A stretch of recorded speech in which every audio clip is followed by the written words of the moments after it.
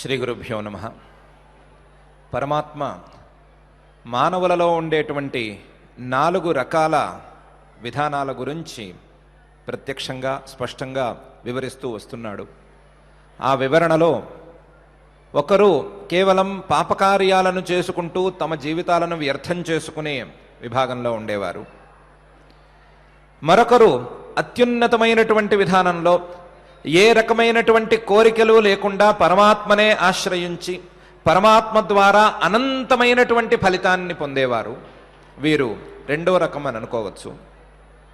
3వ రకంలో ఏవో ఒక కోరికలతో ఆ కోరికలను తీర్చుకోవటానికి పరమాత్మనే ఆశ్రయించేవారున్నారు.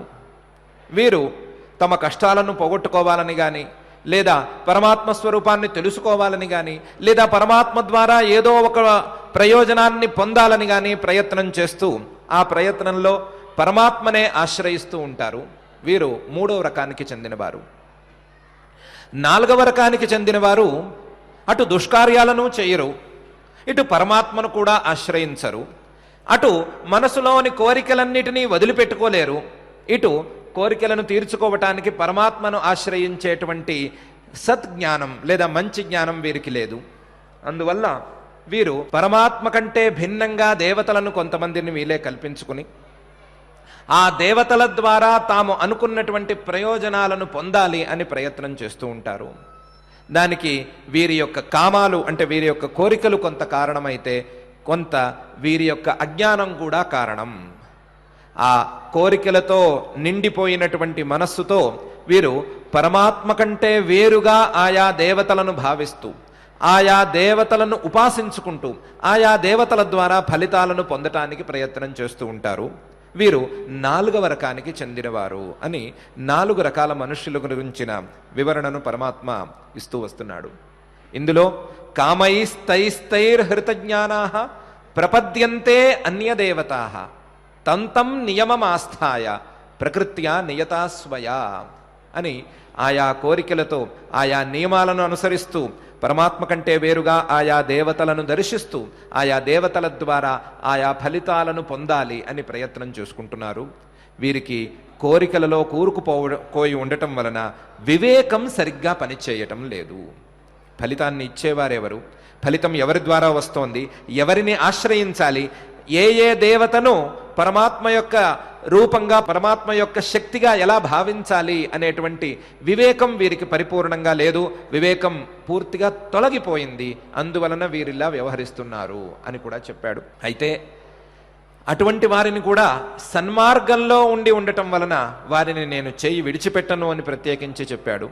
యో యో యాం తనుం భక్తః శ్రద్ధయా అర్చితుమిచ్చతి తస్య తస్యాచలాం శ్రద్ధాం తామేవ విదధామ్యహం అని ప్రత్యేకించి చెప్పాడు. చేయి విడిచిపెట్టను, చేయి పట్టుకుని పైకి తీసుకువెళ్లే ప్రయత్నమే నేను చేస్తాను. ఏ ఏ దేవతా స్వరూపం మీద వారికి శ్రద్ధ కలుగుతోందో చూసుకుంటాను. నేను అంతర్యామిగా ఆయా మానవుల యొక్క హృదయాంతరాళాల్లో నిలిచి ఉండి ఏ ఏ దేవతా స్వరూపం మీద వారికి శ్రద్ధ కలుగుతోందో చూసుకుని ఆ దేవతా స్వరూపం మీద వారికి ఉండేటువంటి శ్రద్ధను నేను కొంచెం జాగ్రత్త చేస్తాను, కట్టుదిట్టం చేస్తాను. అచలమైనటువంటి శ్రద్ధను నేను వారికి ప్రసాదిస్తాను.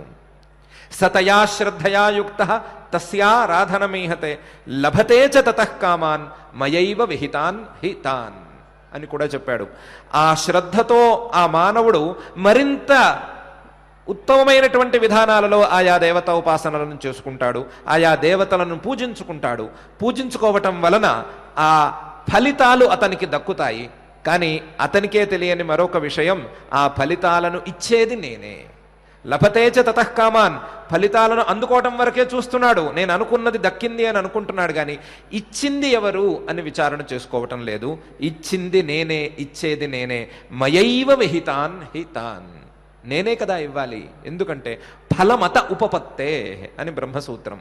ఫలం అతః అస్మాత్ సర్వజ్ఞాత్ సర్వశక్తే పరమేశ్వరాత్ భవతి కుతః ఉపపత్తే.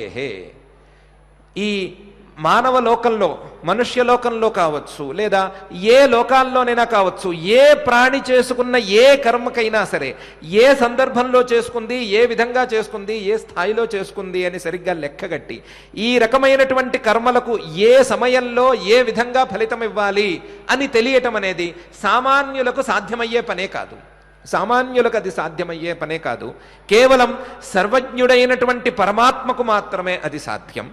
సర్వజ్ఞుడైనటువంటి పరమాత్మ తప్ప మరొక వ్యక్తి, మరొక వ్యవస్థ దీన్ని చేయటం అనేది అసంభవం అని బాదరాయణ మహర్షి గారు చాలా స్పష్టంగా చెప్పారు. అనేక ఉపనిషత్తులలో ఈ విషయం గురించిన ప్రస్తావన కూడా ఉంది. రాతేర్ధాతు పరాయణం అని. ఆయా కర్మలను చేసుకుని, ఆయా దానాది సత్కర్మలను చేసుకునే వారికి ఫలితాన్ని ఇచ్చేవాడు ఈయనే. ఫలితాన్ని కూడా ఈయన ద్వారానే పొందుతారు అని చాలా ఉపనిషత్తుల్లో కూడా వాక్యాలున్నాయి. వాటన్నిటినీ కూడా దృష్టిలో ఉంచుకుని పరమాత్మ ప్రత్యేకించి ఇలా చెప్పాడు, మయైవ విహితాన్ హితాన్ అని. మయైవ విహితాన్ హితాన్ హి. ఎందుకంటే నేను తప్ప మరొకరు ఇలాంటి ఫలితాలను ఇచ్చే సామర్థ్యం కలవారు లేరు. ఫలితాన్ని ఇవ్వటం అనేది సులభం కాదు. ఫలితాన్ని ఇవ్వటానికి ఎవరైతే వారు ప్రారంభం చేసుకుంటారో, ఫలితాన్ని ఇద్దామని అనుకుంటారో, వారికి గనక సరి అయిన జ్ఞానం లేకపోతే, వారు గనక సరిగ్గా ఆలోచించలేకపోతే ఇచ్చేవారు మోసపోతారు. ఇచ్చేవారే మోసపోతారు. ఏ కర్మకు ఏ రకమైనటువంటి ఫలితాన్ని ఇవ్వాలి అనేటువంటి వివేకం సరిగ్గా లేకపోయినట్లయితే ఇచ్చేవారు మోసపోతారే తప్ప ఏమీ లాభం ఉండదు. ఇచ్చేవారు మోసపోయే స్థితిలో ఉంటే గనక మన కర్మ సిద్ధాంతం నిలవదు. ఇచ్చేవాడు మోసపోకూడదు. ఆ వ్యక్తి, ఆ సాధకుడు, ఆ పూజకుడు, ఆ ఉపాసకుడు ఎవరైనా కావచ్చు, ఏ స్థితిలో చేశాడు, ఏ రకమైనటువంటి మానసిక స్థితిలో ఉన్నాడు, ఏకాగ్రత ఏ స్థాయిలో ఉంది, సందర్భశుద్ధి ఎలా ఉంది, ఇవన్నీ లెక్కగట్టుకుని ఫలితాన్ని ఇవ్వాలే తప్ప ఇష్టం వచ్చినట్టు ఫలితాన్ని ఇస్తే పాపం అమాయక జమీందార్ గారి పరిస్థితే ఈయన కూడా వస్తుంది. ఎవరికైనా కావచ్చు, ఇలాగే వస్తుంది. ఒక జమీందార్ గారు ఇంట్లో సత్కార్యాలు జరపాలి అని నిర్ణయించుకుని ఆ సత్కార్యం ఏం చేయాలి అంటే భాగవత శ్రవణం చేయిద్దాము ఇంట్లోను అనుకున్నారు. భాగవతం చెప్పిస్తున్నారు. భాగవతం చెప్పేవాళ్ళు చక్కగా చెప్తే చాలా ఆనందకరంగా ఉంటుంది. భక్తి పారవశ్యంతో మునిగిపోతారు శ్రోతలు కూడాను. భాగవతం శ్రవణం చేయిస్తున్నారు, చెప్పిస్తున్నారు. కొంతమంది శ్రోతలు వచ్చి శ్రద్ధగా వింటున్నారు. అందులో ఒక శ్రోతగారు ఒక భక్తిరస సందర్భంలో కన్నీళ్లు కార్చాడు. కన్నీళ్లు కార్చంగానే జమీందారు గారికి హృదయం అంతా ద్రవించిపోయింది. ఇంత మంచి పని మనం చేస్తున్నాము, మనమే ఈ భాగవత సప్తాహాన్ని ఇక్కడ ఏర్పాటు చేశాము, కానీ వింటుంటే మనకంత భక్తి కలగలేదు. కానీ సాధారణ శ్రోతకి చక్కగా ఆ భక్తి కలిగింది. భక్తిలో మునిగిపోయి ఉన్నాడు. భక్తిలో మునిగిపోయి కన్నీళ్లు కూడా కారుస్తున్నాడు. ఇటువంటి భక్తాగ్రేసరుడికి మనం ఏం చేయగలం, ఏమిచ్చి ఇతనిని మనం పూజించుకోగలం అని ఆలోచించాడు. ఆలోచించి అది ఇది ఇవ్వటం ఎందుకు, చక్కగా పంచభక్ష్య పరమాన్నాలతో భోజనం పెడదాం అని ఆలోచించుకున్నాడు. పంచభక్ష్య పరమాన్నాలు అని అనటమే తప్ప అంటే ఏంటో పెద్దగా ఎవరికి పరిచయం లేదు. పంచభక్ష్య పరమాన్నాలు అంటే 5 భక్ష్యాలు, ఒక పరమాన్నం. 5 భక్ష్యాల్లో 3 హాట్లు ఉండొచ్చు, 2 స్వీట్లు ఉండొచ్చు. పరమాన్నం అనేది ఒక స్వీట్ ఉండనే ఉంది. 3 స్వీట్లు 3 హాట్లతో భోజనం పెట్టడం అని, పంచభక్ష్య పరమాన్నాలతో భోజనం పెట్టించాలి అని నిర్ణయించాడు. నిర్ణయించిన వాడు పాపం ఊరుకోక కొంచెం అమాయకుడు, ఇలా ఎవరైనా సరే భక్తితో కన్నీరు కార్చినట్లయితే వారికి నేను పంచభక్ష్య పరమాన్నాలతో భోజనం పెడతాను అని అనేశాడు. పాపం మొదటి రోజున నిజంగా కన్నీరు కార్చినటువంటి భక్తుడికి భోజనం వెళ్ళింది. కాకపోతే ఈ ప్రకటనని ఊళ్ళో ఉండే ఆకతాయి పిల్లలు కూడా వినేశారు. వినేసి రే పంచభక్ష్య పరమాన్నాలతో భోజనం పెడతారట్రా, మనం కూడా వెళ్ళి తినేద్దామని అనుకున్నారు పిల్లలందరూ. కాకపోతే నియమం ఏంటి, భక్తితో కన్నీరు కార్చాలి, ఆనంద బాష్పాలు కార్చాలి. కాకపోతే పాపం వీళ్ళు ఎలాంటి వాళ్ళు, వీళ్ళ హృదయాలన్నీ రాళ్ళు కట్టిపోయినాయి, బండబారిపోయి ఉన్నాయి. భక్తి కాదు కదా, ఏ కారణంతో కూడా కన్నీరు వచ్చే పరిస్థితి వీళ్ళకి లేదు. చాచిపెట్టి కొట్టినా కన్నీళ్లు కార్చే బ్యాచ్ కాదు ఇది. ఇటువంటి వారు మరి కన్నీరు కార్చటం ఎట్లా అని ఆలోచించారు. మనం దీనికి ఏదో ఒక దారి చూసుకోవాలరా, పంచభక్ష్య పరమాన్నాలను మాత్రం మిస్ అయిపోకూడదు, వెళ్లాల్సిందే అనుకున్నారు. అందులో ఒకడు తెలివైన వాడు మొదటి రోజు అందరూ రాకండి, నేను చూసొస్తాను అని వెళ్ళాడు. వెళ్ళి ఆలోచించాడు ఏం చెయ్యాలి, కన్నీరుకు ఏం చెయ్యాలి అని ఆలోచించి మెల్లగా వంటింట్లోకి చేరాడు. వంటవాడిని మెల్లగా దువ్వి నాకు 2 మిరియం గింజలు ఇవ్వరా అబ్బాయి అని అడిగాడు. వంటవాడు ఎందుకు అనుకున్నాడో ఏమనుకున్నాడో మిరియం గింజలు ఇచ్చేశాడు. వీడు ఒక చోటకి వెళ్ళి రహస్యమైన ప్రదేశానికి వెళ్ళి ఆ మిరియం నూరేసి మిరియం కాస్త అరగదీసి ఆ మిరియం కాస్త కంట్లో పూసుకున్నాడు. కంట్లో పూసుకుంటే ఏమవుతుందో చెప్పక్కర్లేదు. మిరియపు గింజని అరగదీసి కంట్లో పూసుకుంటే చెప్పక్కర్లేదు. కళ్ళు ఎర్రపడిపోయినాయి, నీరు కారిపోతోంది. ఆ పరిస్థితిలో వెళ్ళి అక్కడ శ్రవణంలో కూర్చున్నాడు. నిన్నటి సామాన్య భక్తుడు పాపం మామూలు కన్నీరు మాత్రమే కార్చాడు. వీడి కళ్ళు ఎర్రబడిపోయినాయి, కళ్ళలోంచి ధారాపాతంగా నీళ్లు కారిపోతున్నాయి. ఈయన్ని చూడంగానే ఆ పాపం జమీందారు గారికి హృదయం మరింత ద్రవించిపోయింది. నిన్నటి కంటే పెద్ద భక్తుడు తగిలాడు అని. అయినా నిన్నటి వాడికి కళ్ళు ఎర్రబడలేదు, కేవలం నీళ్లు మాత్రమే వచ్చినాయి, వీడేంటి కళ్ళు కూడా ఎర్రబరుచుకున్నాడు అని దగ్గరికి వెళ్ళి, ఏమిరా అబ్బాయి ఏమైంది, బాధ లేకపోతే భక్త్యా లేదా ఆనందమా అని అడిగాడు. అడిగితే వాడన్నాడు, ఇవి ఆనంద బాష్పాలు కానీ లేదా కన్నీరు కానీ మరొకటి కాదండి, బాధతో వచ్చినవి కావు, ఆనంద బాష్పాలు కూడా కావు, ఇవి భక్తి బాష్పాలండి, ఇవి హ్యాపీ టీయర్స్ కావు, ఇవి డివోషనల్ టీయర్స్ అండి. ఈ ఇలాంటి భక్తి బాష్పాలు మాలాంటి భక్తులకి తప్ప ఎవరికి రావండి అని చెప్పాడు. జమీందారు గారు పాపం పంచభక్ష పరమాన్నాలు కాస్త దశభక్ష పరమాన్నాలు చేసేసాడు ఆ రోజు. ఇవి తను తినేశాడు. తినేసి మిగతా వాళ్ళందరికీ కూడా ఉప్పందించాడు. భక్తి బాష్పాలు కార్చటం ఎట్లా అని అందరికీ ట్రైనింగ్ ఇచ్చాడు. ఆకతాయి పిల్లలందరూ వచ్చేశారు జమీందారు గారి దేవిడిలోకి. అందరూ కన్నీరు కార్చేస్తున్నారు. సారీ, కన్నీరు అనకూడదు, దాన్ని భక్తి బాష్పాలు అనాలి. ఆ భక్తి బాష్పాలు కార్చేస్తున్నారు, కార్చేసి తినేస్తున్నారు, వెళ్ళిపోతున్నారు. జమీందారు గారు పాపం వేరే లెక్క కట్టడం లేదు. ఆయన ఇలాంటి భక్తులకి సేవ చేయటం భాగ్యంగానే భావిస్తూనే ఉన్నాడు. ఈ లోపల వంటవాడు జమీందారు గారికి లిస్టు రాశాడు. వస్తువులు కొనాల్సిందే కదా, సరుకులు కొనాలి కదా. ఆ సరుకుల్లో 100 కిలోల బియ్యం రాశాడు. దాని కింద మిరియాలు 100 కిలోలు అని రాశాడు. బియ్యం 100 కిలోలు, దాని కింద మిరియాలు 100 కిలోలు అని రాశాడు. జమీందారు గారు లిస్టు చూసి భయపడ్డాడు. బియ్యం 100 కిలోలు అంటే అందం చందం, 100 కిలోలు బియ్యం ఉడకవలసిందే, కానీ మిరియాలు 100 కిలోలు ఎందుకురా?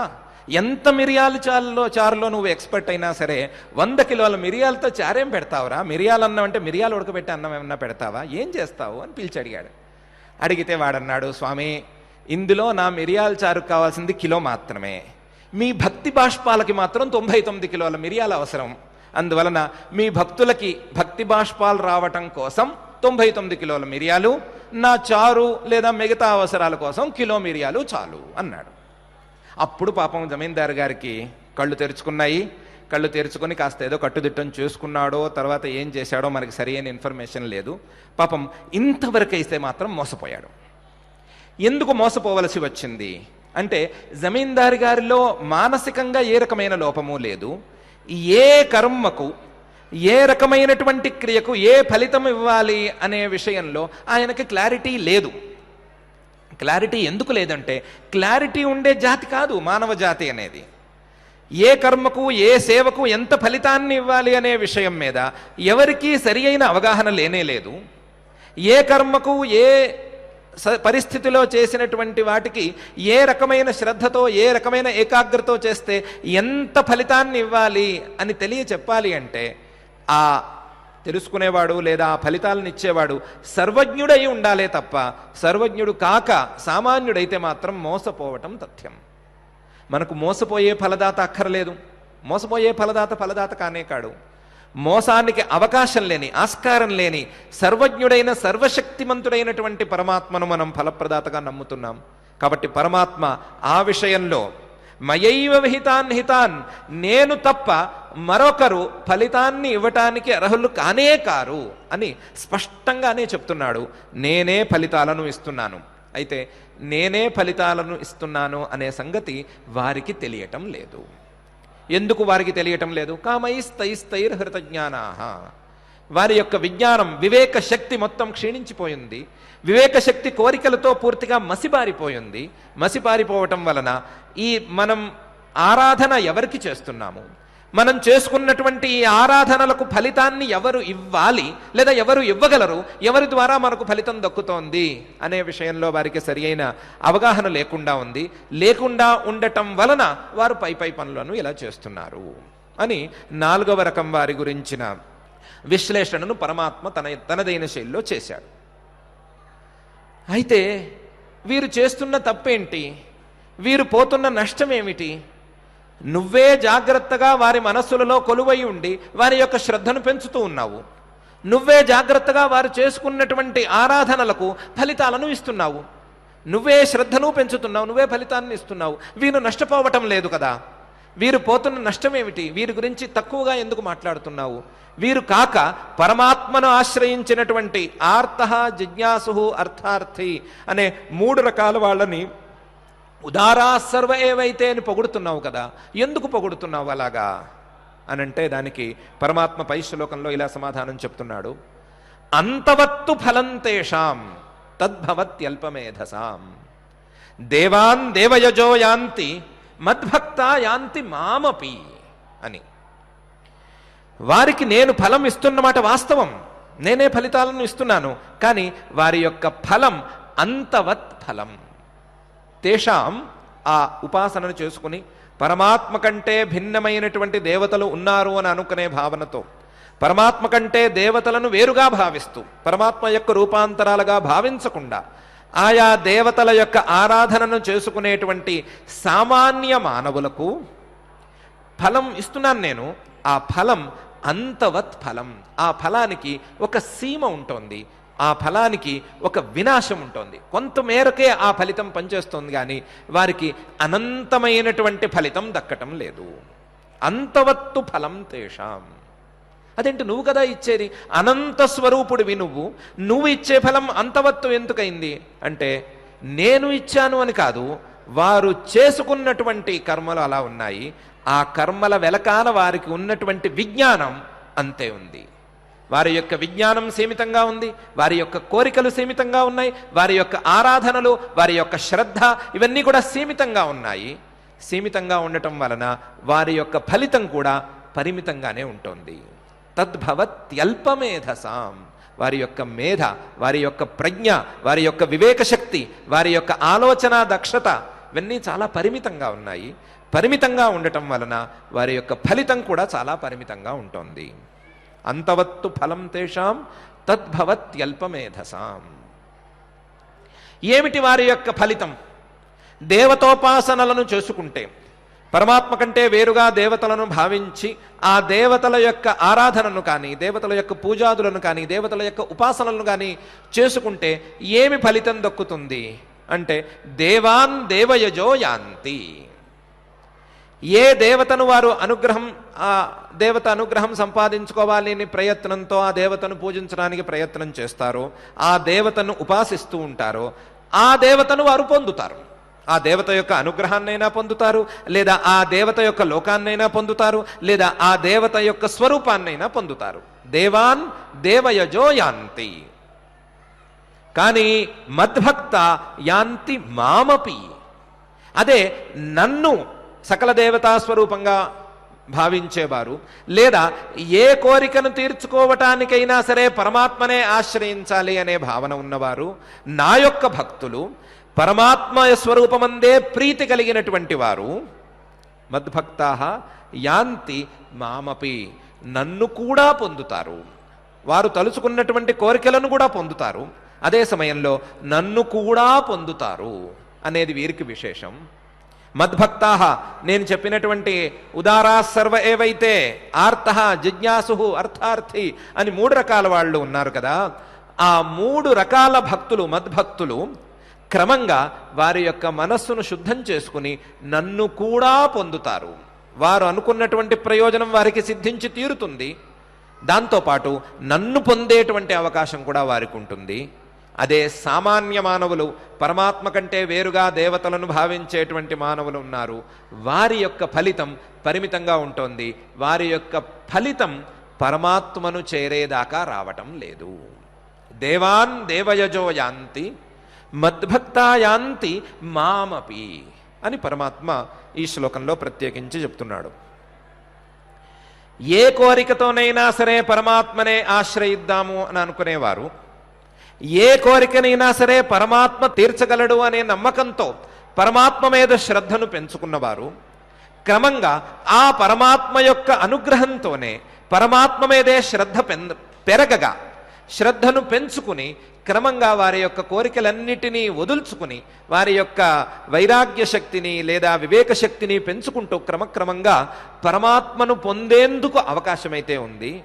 పరమాత్మను పొందే అవకాశం వారికి పరిపూర్ణంగా ఉంటుంది, ఎప్పటికైనా ఉంటుంది. కానీ పరమాత్మ కంటే వేరుగా దేవతలను కట్ చేసుకున్న వాళ్ళకి, దేవతలకు పరమాత్మకు సంబంధం లేదనుకునే వారికి పరమాత్మ యొక్క అనుగ్రహం ఉన్నా సరే, పరమాత్మ యొక్క అనుగ్రహం ద్వారానే వారు ఆ దేవతల మీద శ్రద్ధను పెంచుకుంటున్నా సరే, పరమాత్మ యొక్క అనుగ్రహం ద్వారానే వారు ఆయా ఫలితాలను అందుకుంటున్నా సరే, వారు చేసుకున్నటువంటి దోషం వలన, వారే ఆ దేవతలకు పరమాత్మకు భేదాన్ని కల్పించి ఉండటం వలన వారు పరమాత్మను ఈ ద్వారా పొందలేకపోతున్నారు. వారికి కూడా శ్రద్ధ ఉంది, వారికి కూడా కోరిక ఉంది, వారు కూడా శ్రమిస్తున్నారు, వారు కూడా ఫలితాలను అందుకుంటున్నారు. కానీ కేవలం పరిమితమైనటువంటి ఫలితాలను మాత్రమే అందుకుంటున్నారు. పైకి వెళ్ళటానికి వారి యొక్క దారి తెరుచుకోలేదు. ఆ దారి ఎక్కడో లేదు, వారి యొక్క మేధలోనే, వారి యొక్క బుద్ధిలోనే ఉంది. వారి యొక్క భేద జ్ఞానమే, వారి యొక్క భేద బుద్ధే ఆ దారిని కట్ చేసేస్తోంది. వారు ఎప్పుడైతే వారి దారిని తెరుచుకుని పరమాత్మ యొక్క రూపాంతరాలన్నే ఈ దేవతలు అనే భావనను పెంచుకుని ఏ కోరికకైనా సరే, కోరికలను కోరటం అనేది మానవుల యొక్క సహజ స్వభావం అయిపోయింది కాబట్టి, ఇన్ని జన్మల సంస్కారాలతో అది బలపడిపోయింది కాబట్టి, ఇన్ని జన్మల సంస్కారాలతో కూడిన ఈ కోరికలను ఒక క్షణంలో విడిచిపెట్టుకోవటం అనేది దాదాపు అసంభవం కాబట్టి, ఆ కోరికలను తీర్చుకోవటానికి వేరే ఎవరో అక్కర్లేదు, కేవలం పరమాత్మే మనకు కావాలి. ఏ దేవత అక్కర్లేదు కాదు, ఏ దేవత మీద ద్వేషం కాదు, ఏ దేవత పరమాత్మ కంటే తక్కువ అని కూడా కాదు. అది కూడా చాలా పనికిరాని భావన. ప్రతి దేవత పరమాత్మ యొక్క రూపమే. పరమాత్మ యొక్క ఒక రూపం ఆయా దేవతా రూపంలో మనకు భాసిస్తున్నది. ఒక దేవతా రూపం మీద మనకు శ్రద్ధ ఉన్నది అంటే దానికి కారణం మనం అనేక జన్మలలో పెంచుకున్న సంస్కారమే తప్ప అది పరమాత్మ కంటే వేరనో ఎక్కువనో తక్కువనో కాదు. పరమాత్మ కంటే ఏ దేవత, ఏ వస్తువు, ఏ ప్రాణి, ఏ జీవుడు వేరు కాడు అని పరమాత్మ ఎన్నిసార్లు చెప్తూ ఉన్నాడు అనే వివేకాన్ని పెంచుకున్నట్లయితే, పరమాత్మ స్వరూపంగానే ఆయా దేవతలను భావించుకుంటూ ఉన్నట్లయితే కోరికలు తీరటం అనేది తథ్యం. కోరికలు తీరటం ఎట్లాగో ఉండేదే. దానితో పాటుగా, కోరికలు తీరటంతో పాటుగా ఆ శ్రద్ధ, ఏకాగ్రత పరమాత్మ మీద క్రమక్రమంగా పెరిగి క్రమంగా పరమాత్మనే పొందేంత స్థాయికి ఆ సాధకుడు చేరుకోగలుగుతాడు అని పరమాత్మ ఒక ఉపదేశాన్ని చేస్తున్నాడు, ఒక హెచ్చరికను కూడా చేస్తున్నాడు. ఏమని హెచ్చరిక చేస్తున్నాడు? అంతవత్తు ఫలం తేషాం తద్భవత్యల్పమేధసాం. ఏ ఫలితాన్నైనా పొందాలి అనంటే ఆ ఫలితం పొందటానికి చేసే ప్రయత్నం వెనకాల వివేకం తప్పకుండా ఉండాలి. వివేకం గనక లోపిస్తే, వివేకం గనక కుంటుపడితే, వివేకంలో సరి అయినటువంటి క్వాలిటీ లేకపోతే, వివేకం సరి అయిన రీతిలో సాగకపోతే ఆ ప్రయత్నం అనంతంగానైతే సాగదు. అనంతంగా ఆ ప్రయత్నం వెళ్ళదు. కేవలం ఆ ప్రయత్నం ఏదో ఒక పరిమితమైనటువంటి ఫలితంతో ఆగిపోతుంది. అంతవత్తు ఫలం తేషాం తద్భవత్యల్పమేధసాం. అల్పమేధసాం వివేక శక్తిని సరిగ్గా వాడుకోలేక, పరమాత్మ యొక్క రూపాంతరాలుగా దేవతలను కానీ వస్తువులను కానీ తెలుసుకోలేక వారి ప్రయత్నాలను గనక ప్రారంభించుకున్నట్లయితే వారి ఫలితం అంతవత్తుగా ఉంటుంది. ఆ ఫలితానికి ఒక సీమ లేదా ఒక పరిమితి తప్పకుండా ఉంటుంది. ఫలితం ఒక చోట ఆగిపోతుంది, ఒక కాలంలో ఆగిపోతుంది, అనంతంగా ఆ ఫలితం ఉండదు. అంతవత్తు ఫలం తేషాం తద్భవత్యల్పమేధసాం. ఇది పరమాత్మ చేస్తున్నటువంటి హెచ్చరిక. అంతవత్ పరిమితమైనటువంటి బుద్ధితో ఆలోచించి పరిమితమైనటువంటి ప్రయత్నం చేసుకునే వారికి పరిమితమైన ఫలితమే దక్కుతుంది. ఇది ఏ స్థాయిలోనైనా సరే సరి అయినటువంటి విషయం. పరిమితమైన ప్రయత్నానికి పరిమితమైనటువంటి ఫలితం, పరిమితమైనటువంటి వివేకానికి పరిమితమైనటువంటి ఫలితం. మరి వివేక శక్తిని అపరిమితంగా చేసుకున్నట్లయితే, వివేక శక్తిని అపరిమితమైనటువంటి పరమాత్మ మీదకు మరల్చుకున్నట్లయితే ఆ ఫలితం కూడా, దానికి చివరిలో వచ్చేటువంటి ఫలితం కూడా అనంతంగా ఉంటుంది. అంతవత్తుగా అయితే ఉండదు, దానికి పరిమితి ఉండదు, అనంతమైనటువంటి ఫలితం దక్కుతుంది అని రెండవ ఉపదేశం చేస్తున్నాడు. ఈ విషయాన్ని పరమాత్మ ఛాందోగ్యోపనిషత్తు నుంచి తీసుకువచ్చాడు. ఛాందోగ్యోపనిషత్తులో ఉద్గీత విద్య అనే ఒక ప్రకరణంలో ముగ్గురు మహానుభావులు పరస్పరం సంవాదం చేసుకుంటున్నారు. జైవలిహి, శాలావత్య అని ఇంకొక మహర్షి గారు, మొత్తం ముగ్గురు సంవాదం పరస్పరం భాషణం చేసుకుంటున్నారు. వీరు ఉద్గీతం అంటే ఏమిటి, ఆ సామ యజ్ఞంలో గానం చేసేటువంటి సామ ఏ విధంగా ఉంటుంది, దాని భాగాలు ఏంటి, ఏ ఏ భాగానికి ఏ ఏ విధమైనటువంటి ఉపాసనలు చేయాలి అని విచారించుకుంటున్నారు. కా సామ్నో గతి అని ప్రశ్న మొదలైంది. అసలు మనం ఈ సామవేదాన్ని లేదా ఈ సామగానాన్ని ఇక్కడ చేస్తున్నాం కదా, దీనికి బేస్ ఏంటి, ఈ సామకి అసలు సిసలు ఆశ్రయం ఎవరు, లేదా ఈ సామగానానికి ఫలితాన్ని ఇచ్చేవారెవరు అని వాళ్ళు విచారణను ప్రారంభించుకున్నారు. ప్రారంభించుకోగా విచారణ పైకి వెళ్ళగా ఆకాశ ఇతి అని అంతవరకు వచ్చింది, అయం లోకః అని అంతవరకు వచ్చింది. ఆ శాలావత్య అనే ఒక మహానుభావుడు అయం లోకః గతిః అని చెప్పాడు. చెప్పినప్పుడు ఈ జైవలిహి మూడో ఆయన అంతవత్ ఖలు తే శాలావత్య సామ అని నిందించాడు. ఇలా గనక నువ్వు అయం లోకః గతిః అన్నట్లయితే ఈ నువ్వు చెప్పినటువంటి సామ కానీ, దాని యొక్క ఉపాసన కానీ, దాని యొక్క ప్రయోగం కానీ కేవలం పరిమితమైన ఫలితాలను ఇచ్చేదిగా తయారవుతుంది. నేను అడుగుతున్నది ఈ చిన్న సామ, ఈ చిన్న క్రియ, ఈ చిన్న విధానం మనకు అనంతమైన ఫలితాన్ని ఎలా ఇస్తుంది అని నేను అడుగుతున్నాను. అనంతమైన ఫలితాన్ని ఇచ్చే విధానం తెలిస్తే చెప్పు, తెలియకపోతే ఊరుకో, అంతే తప్ప నువ్వు పరిమితమైన ఫలితాలను గురించి మాట్లాడద్దు, మన విచారణకి అది ఫలితం కాదు అని చెప్పాడు ఆయన. అయితే నువ్వే చెప్పు అన్నాడు. చెప్పమంటే ఆయన అస్య లోకస్య కాగతిరిత్యాకాశ ఇతి హోవాచ సర్వాణి హవా ఇమాని భూతాన్యాకాశాదేవ సముత్పద్యంతే ఆకాశం ప్రత్యస్తయంత్యాకాశో హ్యేవైభ్యోజ్గాయాన్ ఆకాశః పరాయణం స ఏష పరోవరీయానుద్గీతః స ఏషోనంతః అని అనంతమైనటువంటి ఉద్గీతాన్ని, అనంతమైనటువంటి ప్రయోజనాన్ని సంపాదించుకోవాలి అనంటే ఈ సామ మొత్తానికి, ఈ ఉద్గీతం మొత్తానికి, ఈ ఉపాసన, ఈ ప్రకరణం, వీటన్నిటికీ మొత్తానికి ఆకాశం అంటే ప్రపంచమంతా వ్యాపించి ఉన్నటువంటి, ప్రపంచమంతా తానై ఉన్నటువంటి, ప్రపంచం మొత్తానికి సృష్టి స్థితి లయ కారణమైనటువంటి పరమాత్మనే గతిగా భావించాలి, పరమాత్మనే ఆశ్రయంగా భావించాలి. సర్వాణి హవా ఇమాని భూతాని ఆకాశాదేవ సముత్పద్యంతే ఆకాశం ప్రత్యస్తయంతి. ప్రతి వస్తువు ఆ పరమాత్మ నుండే పుడుతోంది, ప్రతి వస్తువు ఆ పరమాత్మలోనే లీలమైపోతోంది. ఆకాశో హ్యేవైభ్యోజ్గాయాన్, అందరికంటే పెద్దవాడు లేదా అందరినీ వ్యాపించి ఉన్నవాడు ఎవడు అంటే ఆ పరమాత్మ. ఆకాశః పరాయణం, ఏ ఫలితాన్ని ఇవ్వాలన్నా, ఏ వ్యక్తి లయం అవ్వాలన్నా, ఏ వస్తువు లయం అవ్వాలన్నా, ఏ రకంగా చూసుకున్నా సరే చివరి మెట్టు లేదా చివరి ఆఖరి మజిలీ అనేది ఏముంది అని అడిగితే ఆకాశ పరాయణం, ఆ ఆకాశ స్వరూపమైనటువంటి సర్వత్రా వ్యాపించి ఉన్నటువంటి పరమాత్మే అలాంటిది అని ప్రత్యేకించి శాలావత్యుడు చెప్పాడు. జైవలి మహర్షి గారు చెప్పారు.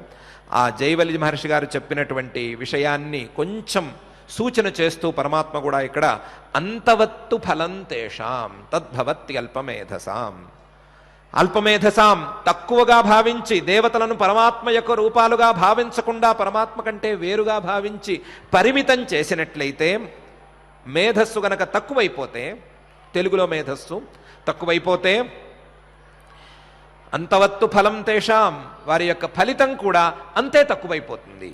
ఎందుకు తక్కువైపోతుంది? ఆ ఫలితాన్ని ఇచ్చే ఆశ్రయం, ఆ పరాయణం తక్కువ చేసేసుకున్నారు కాబట్టి తక్కువైపోతోంది. ఎందుకు తక్కువైపోతోంది అంటే దేవాన్ దేవయజోయాంతి, ఏ ఉపాసనకైనా సరే ఫలితం ఏమిటి అని విచారణ చేసుకుంటే, ఏ ఉపాసననైనా చేసుకున్న వారికి ఫలితం ఏం దక్కచ్చు, ఏ దేవతను ఆరాధించిన వారికి ఫలితం ఏమి దక్కచ్చు అంటే ప్రారంభ స్థాయిలో ఆలోచించుకుంటే వారు కోరుకున్న ఫలితం కొంచెం ఎక్కువ తక్కువల్లో దొరకచ్చు. వారు ఏదో ఒక విఘ్నాలు పోవాలి అని కోరుకుంటే అది ఇటు అటుగా సాగచ్చు. సంపదలు రావాలి అని ఒక దేవతను ఆశ్రయిస్తే ఒక రకంగా అవ్వచ్చు, ఇంకోటి ఏదో శక్తి రావాలి అని మరొక దేవతను ఆశ్రయిస్తే ఇంకోటి ఏదో అవ్వచ్చు, లేదా నిర్విఘ్నంగా సాగాలి. రకరకాల కోరికలను మనం కోరికలను లెక్క పెట్టలేము కాబట్టి ఏ కోరిక కోరుకున్నామో ఆ కోరిక కొంచెం ఇటు అటుగా తీరవచ్చు. ఇది మొదటి దశ. రెండవది, ఇదే ఉపాసన పెరిగినట్లయితే, ఇదే ఉపాసన కాస్త పై స్థాయికి చేరినట్లయితే ఆ దేవత ఉండేటువంటి లోకంలోకి సాధకుడు చేరవచ్చు. దేవాన్ దేవయజోయాంతి, దేవతలను పూజించేవారు ఆ దేవతలను పొందుతారు, ఆ దేవతల స్థానానికి వెళతారు. ఇంకా పై స్థాయిలో గనక ఉపాసన చేసుకోగలిగితే ఆ దేవతా స్వరూపాన్నే పొందవచ్చు. తం యథా ఉపాసతే తదేవ భవతి. ఏ రకంగా ఉపాసన చేసుకుంటాడో, ఏ రకమైనటువంటి ఉపాసనను సాధకుడు చేసుకుంటాడో ఆ స్వరూపాన్ని పొందుతాడు. ఏ దేవతను తను ఉపాసిస్తాడో ఆ దేవతా స్వరూపాన్ని పొందుతాడు అని అంతవరకు అయితే ఫలం రావచ్చు. కానీ ఆ దేవతను ఏ రకంగా ఉపాసించాడు అంటే పరమాత్మ కంటే వేరుగా ఉపాసించాడు. దేవతనే పొంది లేదా దేవతయే దేవతా స్వరూపంలోనే కలిసిపోయినా సరే ఈ వ్యక్తి, ఈ సాధకుడు పరమాత్మ కంటే వేరుగానే ఉన్నాడు. ఎందుకంటే తద్భవత్యల్పమేధసాం. దేవాన్ దేవయజోయాంతి, దేవతా స్వరూపాన్ని పొందినా సరే వాడి యొక్క పరిమితమైనటువంటి వివేక శక్తి వలన వాడి యొక్క ఫలితం పరిమితంగానే ఉంటుంది. దేవాన్ దేవయజోయాంతి, ఏమి అనంతమైనటువంటి ఫలితం దక్కటం లేదు. అంతవత్తు ఫలం తేషాం అని. అదే ఏ రూపంలో ఉన్నా సరే అది పరమాత్మ యొక్క రూపమే అనే భావనతో, పరమాత్మనే ఆశ్రయించాలి అనే ఉద్దేశంతో ఉపాసనలను చేసుకునే వారి యొక్క ఫలితం ఏమిటి అంటే మద్భక్తాః యాంతి మామపి.